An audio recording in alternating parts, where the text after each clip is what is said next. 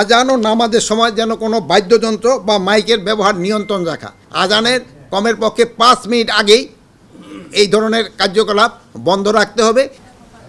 এই পর্যন্ত আমরা যা পেয়েছি, টোটাল পূজা মণ্ডপ হবে 32,666টা, আর ঢাকা দক্ষিণ সিটি কর্পোরেশন হবে 157টা, আর ঢাকা উত্তর সিটি কর্পোরেশন হবে 88টা। তা আপনারা সবাই জানতে চেয়েছিলেন যে আমরা এখানে কি কি সিদ্ধান্ত নিয়েছি।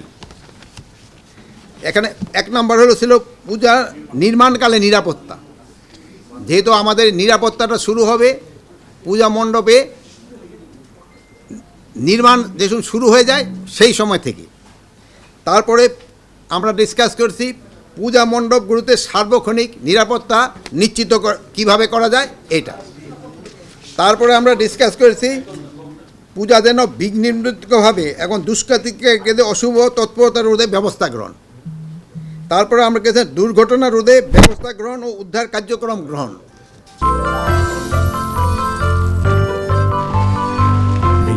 Celebrating life. তারপরে আমরা আরও একটা ডিসিশন নিয়েছি পূজা মণ্ডপে আগত শিশু নারী দর্শনার্থীদের নিরাপত্তা নিশ্চিতকরণ।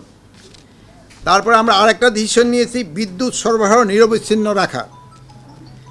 তারপরে সবচেয়ে ইম্পর্ট্যান্ট ডিসিশন নেওয়া হয়েছে স্বেচ্ছাসেবক নিয়োগ করা। এবারকার স্বেচ্ছাসেবক নিয়োগটা একটা ডিফারেন্ট হবে।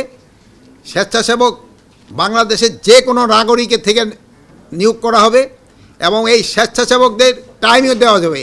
যে ধরেন যে স্বেচ্ছাসেবক রাত 1টা থেকে রাত 3টা পর্যন্ত, স্বেচ্ছাসেবক রাত 3টা থেকে রাত 5টা পর্যন্ত, এবং এই স্বেচ্ছাসেবকদের সংখ্যা কমের পক্ষে রাত্রে 3 জন, দিনে 2 জন, এটা করতে হবে।